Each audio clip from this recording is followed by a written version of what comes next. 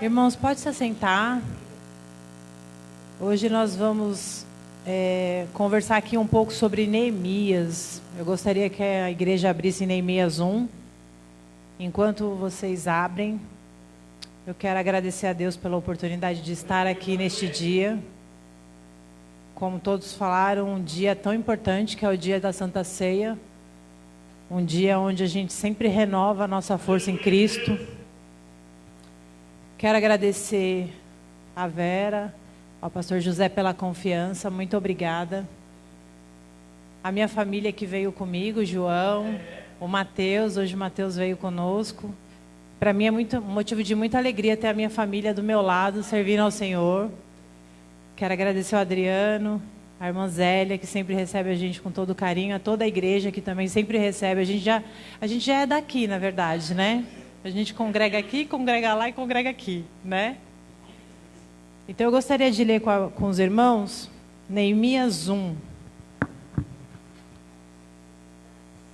As palavras de Neemias, filhos de Acalias. E sucedeu no mês de Quisleu, no ano 20º, estando eu em Suzã, a fortaleza, que veio Anani, um dos meus irmãos, ele e alguns de Judá, e perguntei-lhes pelos judeus que escaparam e que restaram do cativeiro e acerca de Jerusalém, e disseram-me: os restantes que não foram levados para o cativeiro, lá na província, estão em grande miséria e desprezo, e os muros de Jerusalém fendidos, e as suas portas queimadas a fogo. E sucedeu que, ouvindo eu essas palavras, assentei-me e chorei, e lamentei por alguns dias, e estive jejuando e orando perante o Deus dos céus. E disse: ah, Senhor, Deus dos céus, Deus grande e terrível, que guardas o conserto e a benignidade para com aqueles que te amam e guardam os teus mandamentos. Estejam, pois, atentos os teus ouvidos e os teus olhos abertos para ouvirem a oração do teu servo, que eu hoje faço perante ti, de dia e de noite, pelos filhos de Israel, teus servos. E faço confissão pelos pecados dos filhos de Israel, que pecamos contra ti, também eu e a casa de meu pai pecamos. De todo nos corrompemos contra ti e não guardamos os mandamentos, nem os estatutos, nem os juízos que ordenastes a Moisés teu servo. Lembra-te, pois, da palavra que ordenaste a Moisés teu servo, dizendo: vós transgredireis, e eu vos espalharei entre os povos, e vós vos convertereis a mim, e guardarei os meus mandamentos. E vós vos convertereis a mim, e guardarei os meus mandamentos, e os farei então, ainda que os vossos rejeitados estejam no cabo do céu, de lá os ajuntarei, e os trarei ao lugar que tenho escolhido para lhe fazer habitar o meu nome. Estes ainda são teus servos, e o teu povo que regastastes a tua grande força e com a tua mão forte. Ah, Senhor, estejam, pois, atentos os teus ouvidos à oração do teu servo e à oração dos teus servos que desejam temer o teu nome. E faze prosperar hoje o teu servo e dá-lhe graça perante o homem. Então eu era copeiro do rei. Aleluia. Como já foi dito aqui, a gente vive dias difíceis, né? Aqui nesse tempo não era diferente, né? Neemias recebeu uma palavra de que a situação não estava nada legal. Eles estavam sendo humilhados, eles estavam sendo desprezados. E isso causou em Neemias uma indignação. Neemias ficou indignado. Ele orou, ele chorou, ele clamou ao Senhor diante daquilo que ele tinha ouvido falar. Hoje, infelizmente, o que nem todos têm é essa indignação. A gente se acostuma com as coisas. A gente se acostuma com a mornidão. A gente muitas vezes vê que algo está em ruínas, seja na sociedade ou seja na nossa vida individual, mas isso não tem causado mais na igreja do Senhor, não digo igreja geral, em algumas pessoas, essa santa indignação. A vontade de superar, de mudar, de realmente chegar diante de Deus, como Neemias fez, e falar: Senhor, nós reconhecemos o teu poder. Porque aqui ele não estava falando com uma pessoa comum, ele estava reconhecendo diante de Deus quem Deus era. Ele estava falando: Senhor, o Senhor é grande, o Senhor é terrível.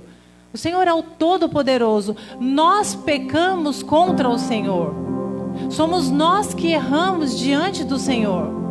O que significa que ele tinha um diagnóstico de uma situação difícil, ele teve uma reação de indignação, e a atitude de Neemias foi qual? Primeiro, adorou ao Senhor, reconheceu quem era o Deus que ele servia, e simplesmente depois disso, ele foi analisar a vida dele.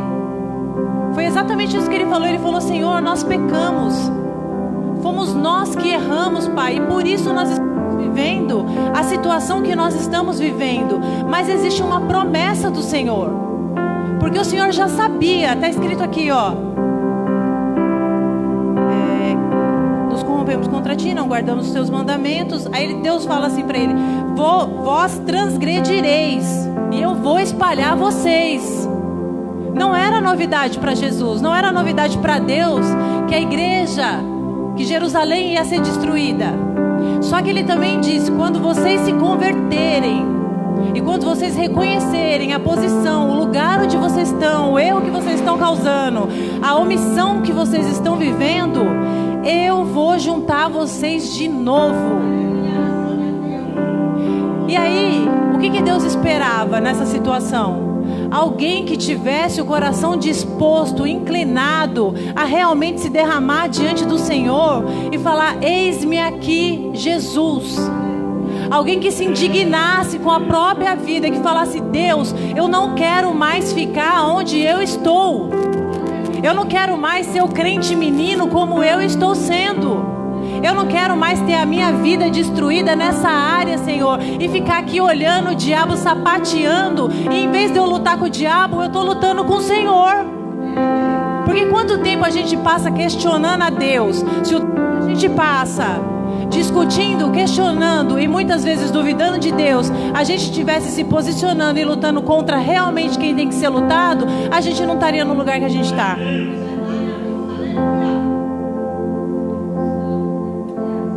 E aí Neemias se revolta, Neemias fala: não, Jerusalém não. O mundo eu não sei, lá fora, outro lugar eu não sei, mas Jerusalém não pode ter os seus muros destruídos. A igreja não, a igreja ela não pode ter os seus muros destruídos, a minha vida não. Por quê? Porque eu sirvo a Deus. Eu sei quem eu tenho uma aliança, eu tenho uma aliança com Jesus, foi dito aqui hoje sobre aliança. Mas parece que quem não dá importância para a aliança, sabe quem é? É a gente. A gente acha que é uma aliancinha, uma coisinha. O que eu faço com a aliancinha que eu tenho com Jesus? Todo mundo na Bíblia, se você ler a história de Davi, se você ler a história de Sansão, se você ler a história de Neemias, se você ler até a história da viúva do azeite, todos eles reconheciam que a diferença estava na aliança. Todos eles sabiam: a força não está em mim, a força está no Deus que eu sirvo, e é com Ele que eu tenho uma aliança. O que a gente tem visto na pandemia?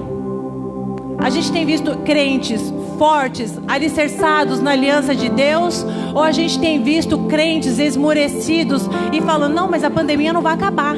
A pandemia, não, menina, você não sabe, vai demorar 3 anos, 5 anos, 200 anos para essa pandemia acabar. Não, mas sabe o que é? Você não está entendendo, está morrendo um monte de gente, só está morrendo quem Jesus determinou que chegou a hora. Não vai morrer ninguém que Jesus ainda não determinou a hora. Mas por que a gente é tão medroso?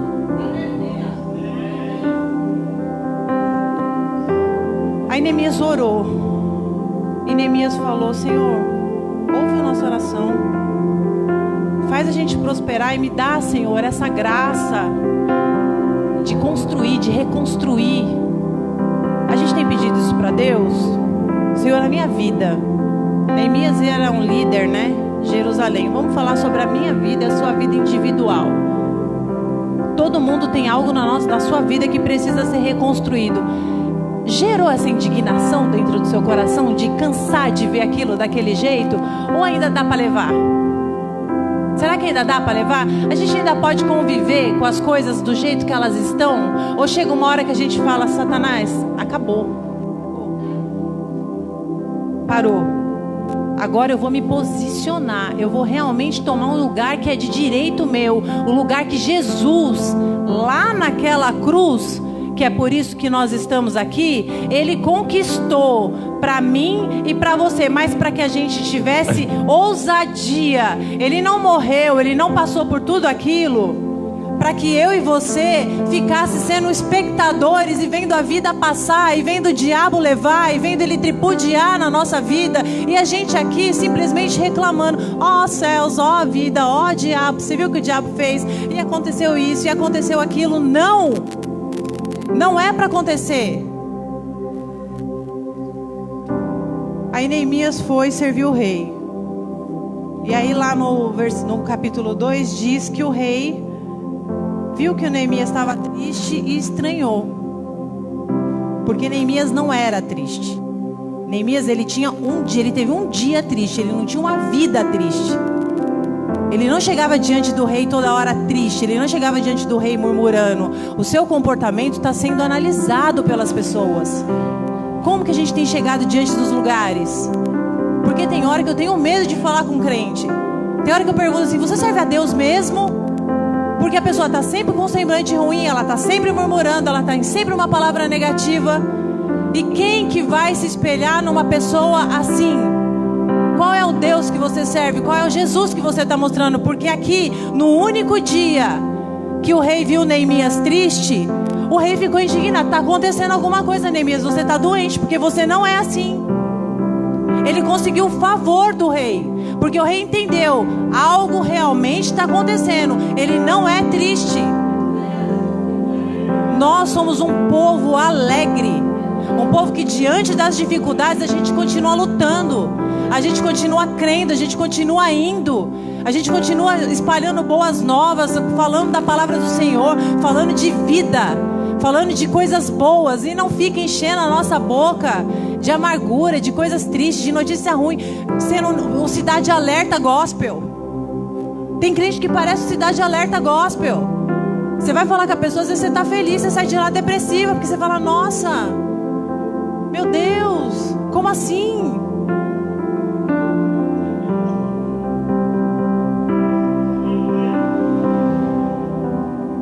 E Neemias foi diante do rei. O rei falou, o que você precisa, Neemias? Neemias já estava com a coisa na ponta da língua. Eu preciso de carta, eu preciso disso, eu preciso daquilo. Quanto tempo? Tanto tempo. Ele não gaguejou para falar com o rei. Ele sabia, ele tinha foco. O crente precisa ter foco. Para onde você está indo? Para onde? Em qualquer área da sua vida. Para onde você está indo? Para onde você quer chegar? Não é gaguejando, então sabe, mas qualquer lugar. Não, para onde? Com Deus é tudo assim. Para onde você quer? O que você quer? Porque se você quer uma coisa de verdade, você sabe o que você quer, você sabe o que você precisa e você sabe quanto tempo você vai gastar. Mas o que acontece? A gente não sabe o que a gente quer. A gente fica lá diante de Deus sem saber o que a gente quer. Por isso que a gente não recebe. Por que a Bíblia diz? Vocês pedem mal, por isso vocês não recebem. Agora, se você chegar diante de Deus, Senhor, eu estou com a minha vida nesse quesito, eu preciso disso, disso e disso. O que o rei fez? O rei deu. O rei falou, amém, vamos lá. É isso que você precisa? É isso que eu vou te dar. Deus quer instruir a nossa vida. Deus quer dar tudo que a gente precisa. Mas às vezes, quem não sabe o que precisa é a gente. Aí a gente entra lá no nosso quarto e a gente tem que ter aquela conversinha real com Jesus, que foi dita agora. Cada um examine-se a si mesmo. O que eu preciso, Senhor? E às vezes a gente precisa reconhecer até que a gente não sabe o que a gente quer. E pedir para Deus um norte. Porque a vida está passando assim, ó. Está assim a vida passando. E às vezes a gente está 1 ano, 2 anos, 3 anos no mesmo lugar. Por quê? Porque a gente não decide para onde a gente vai. A gente não decide. Hoje mesmo eu fui no cabeleireiro 2 horas. Aí quando eu saí eu pensei assim, deve ser umas 2h40. Porque para mim foi super rápido, era 4 e pouco. Aí eu até falei sozinha no carro, eu falei, gente, como assim 4 e pouco? Eu fiz uma escova. Porque o tempo está passando. Deus tem muita coisa para fazer na nossa vida, através da nossa vida. Tem muita gente aí precisando ver Jesus em nós, ver Jesus na nossa vida. Não é uma questão do que você quer para a sua vida, é uma questão de que os outros olham para você e falam: Deus está ali. A convicção gera isso. Neemias influenciou pessoas para ajudar ele por causa da convicção dele. Ele tinha tanta convicção de que ele ia construir aquele muro, que as pessoas falaram: vamos junto, Neemias. Vamos junto. Era um muro destruído, um muro gigante. Um muro que qualquer um poderia olhar e falar: o quê? Eu vou aí reconstruir esse muro? Se ele não tivesse muita convicção, aquele negócio que arde no coração, sabe aquele negócio que arde no coração, que às vezes as pessoas falam assim pra você: meu, não vai ter jeito, não vai ser, você só consegue enxergar o destino, e o destino é um muro construído. Você só consegue ver isso na sua frente. Não interessa o que o A fala, o que o B fala, o que o C fala, você já viu o muro construído.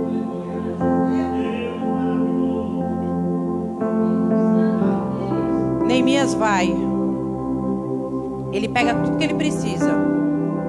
Vou ler um versículo aqui por essa outra versão. E aí o que ele fez? Ele foi,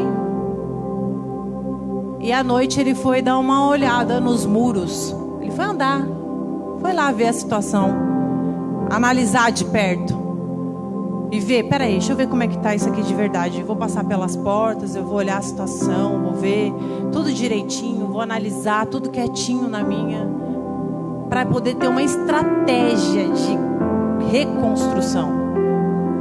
Hoje em dia a gente ligou um turbo. A gente ligou um turbo, a gente vai, só que a gente não observa o caminho. A gente simplesmente vai. Às vezes você está lá na frente, você não sabe nem por onde você andou, você não sabe nem... Por exemplo, aqui na minha casa, um dia eu fui comprar pão a pé. Eu sempre vou de carro. Nunca reparei as coisas. Aí nesse dia eu estava de a pé, eu comecei a reparar as coisas ali do meu bairro, o que tinha de novo, as casas. Olha, portão bonito, esse portão, nunca tinha ido lá no portão. Porque eu estava de a pé, eu estava sentindo aquela situação. Eu não estava de carro, desenfreada. Não, peraí, eu tenho uma coisa para me resolver. Eu preciso sentir tudo isso que está envolvendo essa situação para eu saber o que eu vou fazer. E foi isso que ele fez. Ele foi lá, ele andou. Aí teve uma hora que ele se deparou com entulho. Peraí, aqui tem entulho. Eu não consigo passar. Eu não consigo. Às vezes a gente tem que fazer isso com o coração da gente. Peraí, eu me deparei com entulho. Entulho eu tenho que tirar esse entulho, senão eu não consigo transpor. Mas não, vamos indo com entulho mesmo. Vamos andando, vamos lá. A gente nem percebe que tem entulho. Vamos seguindo. E Deus não vai operar desse jeito, porque a gente precisa ter o nosso coração curado. Jesus veio para nos salvar, para nos libertar, para nos curar, para nos transformar, para nos dar uma vida nova e uma vida em abundância. Então tem hora que a gente tem que vasculhar o nosso coração. Peraí, Jesus, por que eu estou sentindo isso? Tem entulho aqui, Senhor? Eu vou ter que remover esse entulho. Ah, eu quero, eu não quero, não vem ao caso. Eu tenho que remover esse entulho para eu passar. A gente precisa ser mais realista. Às vezes as pessoas querem discutir com Deus. Não, Senhor, mas sabe, não precisa. Não, Senhor, não precisa. Precisa parar, precisa limpar, precisa tirar o entulho, precisa tirar a sujeira, precisa deixar o chão limpinho para que a gente possa construir o muro. No começo é difícil, mas depois que você tira o entulho, que você vê o lugar limpo, o que fica é uma grande satisfação, porque o lugar está limpo, não tem mais sujeira ali. E depois que ele viu tudo, que ele foi lá, que ele examinou, que ele viu que tinha entulho, que precisava tirar o entulho, ele chamou as pessoas e ele foi realista. Ele falou: gente, olha, a obra ela é difícil, ela não é fácil. Quando a gente quer abrir o livro, parece que aparece tudo, né? Menos o Neemias aqui, peraí.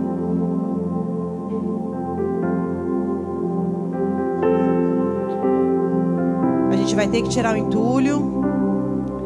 né? Não é fácil. Aí lá no versículo 17 do Neemias 2 está dizendo assim: mas aí eu lhes disse, veja como é difícil a nossa situação.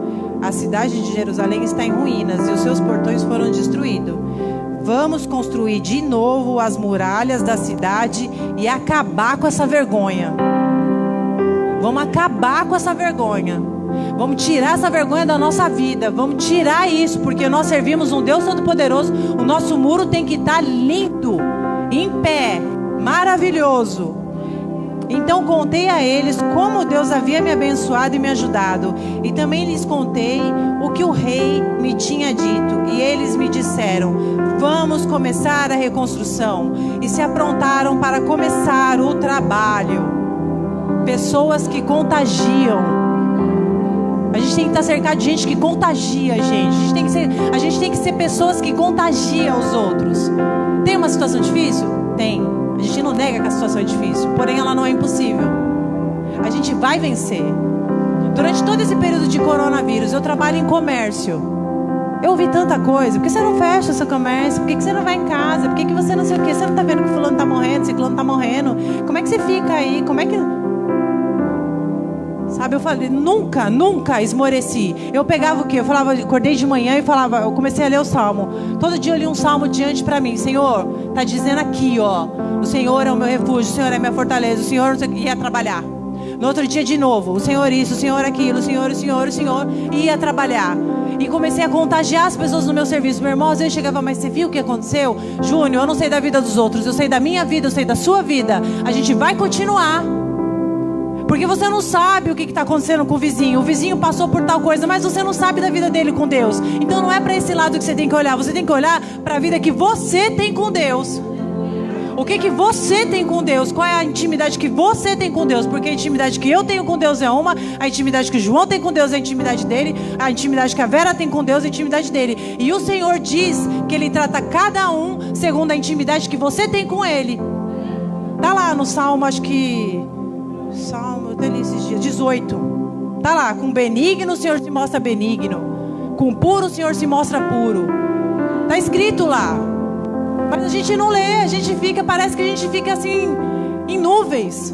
A gente gosta de sapatear, a gente gosta de rodar, a gente gosta de emoção, a gente gosta de tudo. Só que o nosso culto, ele é um culto racional. A vida lá fora, ela vai exigir que você pense, que você use estratégia, porque o diabo, ele não brinca. Aqui, ó, ele atacou Neemias de milhares de formas.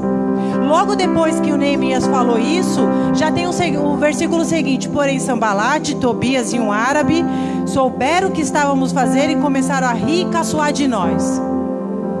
O diabo sempre vai rir, ele sempre vai caçoar, ele sempre vai arrumar uma estratégia, ele sempre vai querer te diminuir, mas você tem que saber que ele sempre vai querer fazer isso. Isso não pode ser uma surpresa para o crente.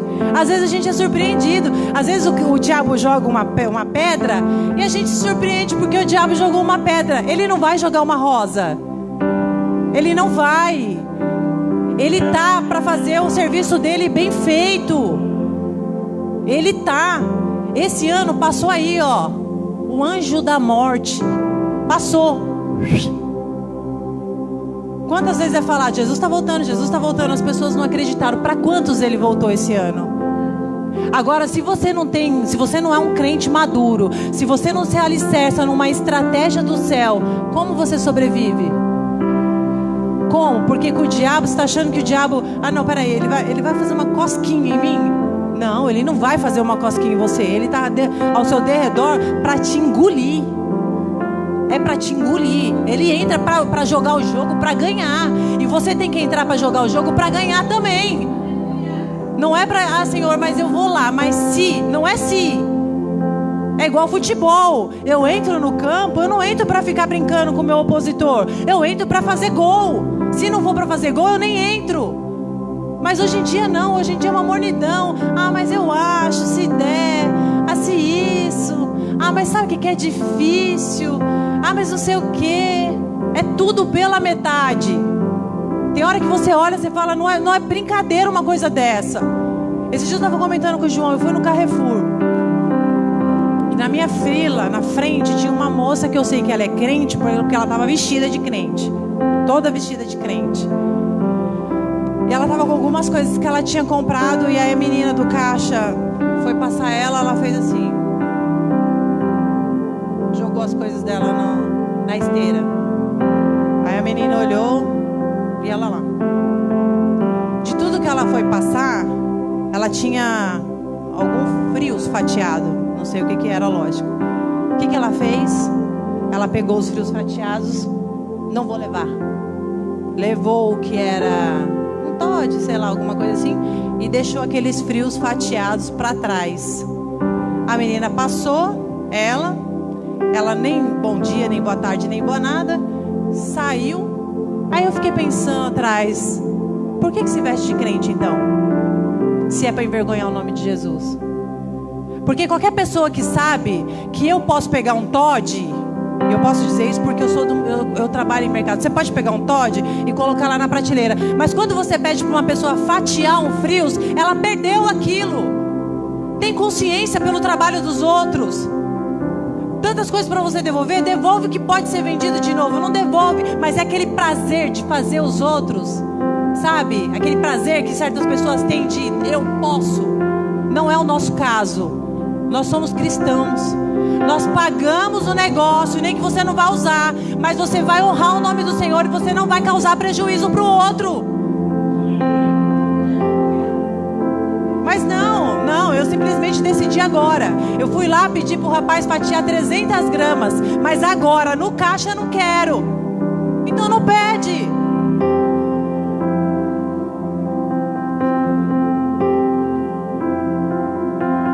Eles foram, Deus deu uma estratégia, eles começaram a reconstruir. E o diabo, logicamente, tentou de todas as formas. O diabo usou.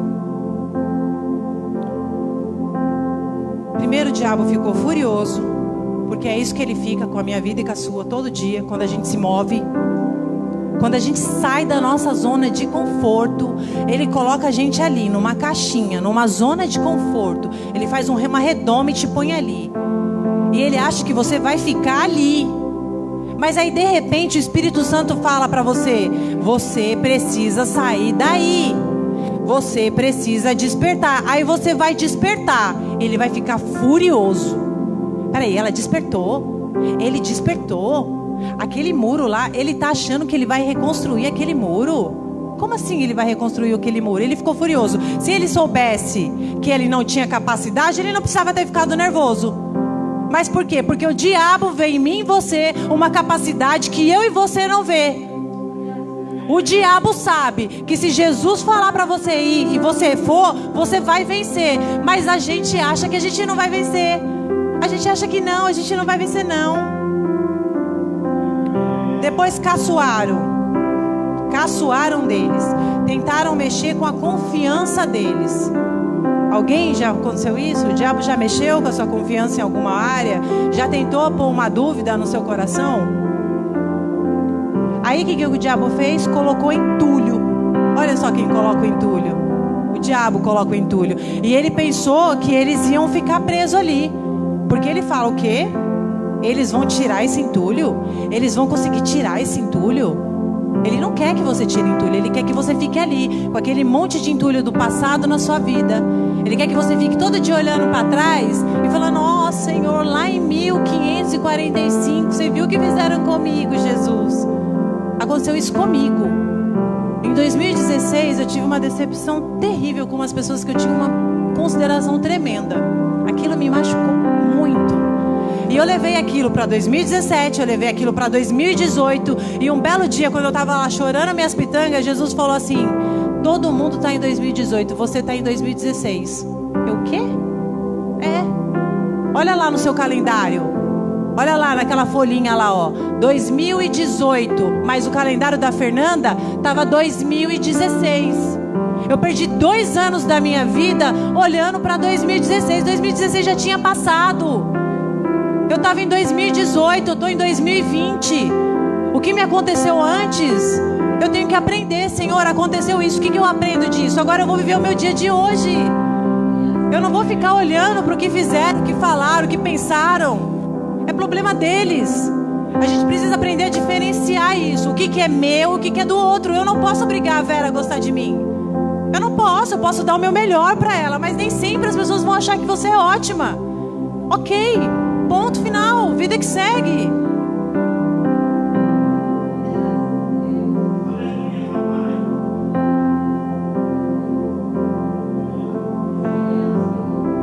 Confusão.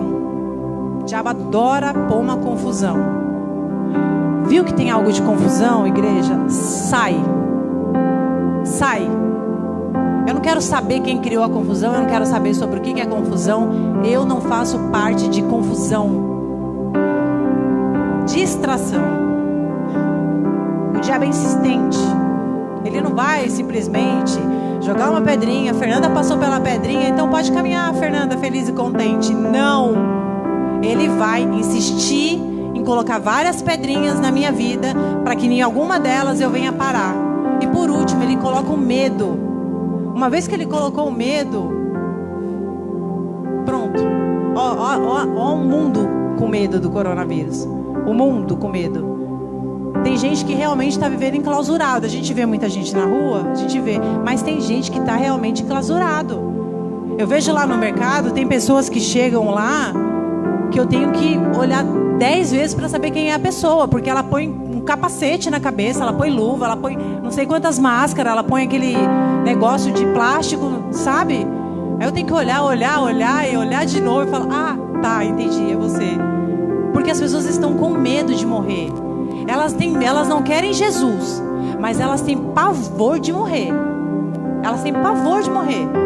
É impressionante isso. E para fechar a mensagem, eu só quero ler o versículo final, que está em Neemias 4. Neemias 4. Que eles dizem assim: diante dos seus companheiros, 4:2, os inimigos de Neemias, diante dos seus companheiros e do exército de samaritanos, eles dizem, isso os inimigos: o que é que esses judeus miseráveis estão fazendo? Será que eles pretendem reconstruir a cidade? Será que eles pensam que oferecendo sacrifício poderão acabar o trabalho deles em um dia? Será que dos montões de entulhos e das pedras que foram queimadas, eles podem tirar pedras para reconstrução?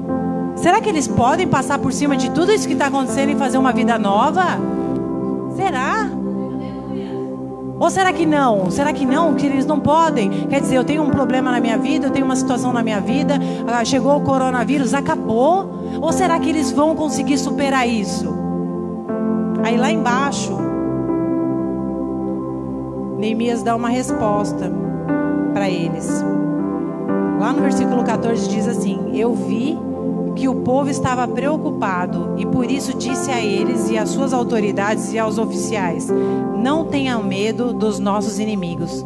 Lembre-se como Deus, o Senhor, é grande e terrível. E lutem pelos seus patrícios, pelos seus filhos, pelas suas esposas e pelos seus lares.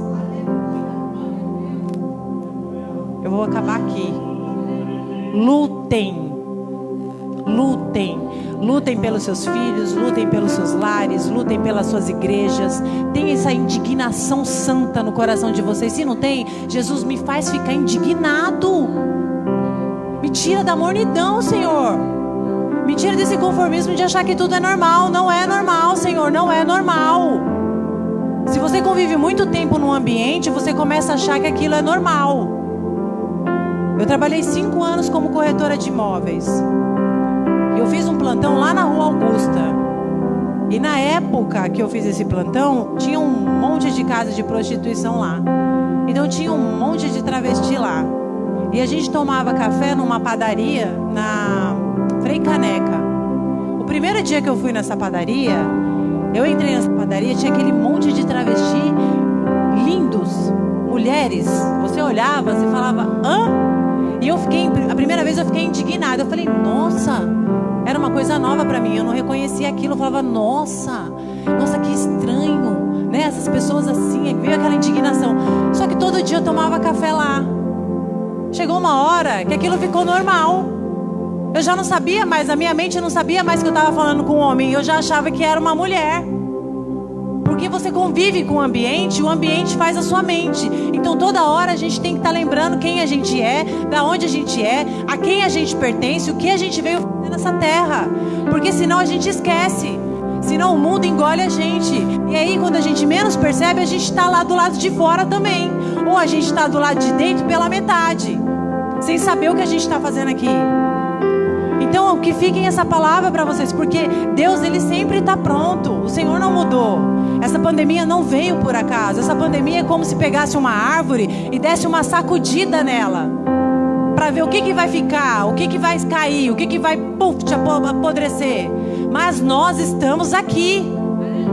Então que o nome do Senhor seja glorificado na nossa vida, que a gente não desista dos nossos sonhos, que a gente não desista de servir o Senhor com excelência, ainda que a gente esperasse que tivesse mais gente junto.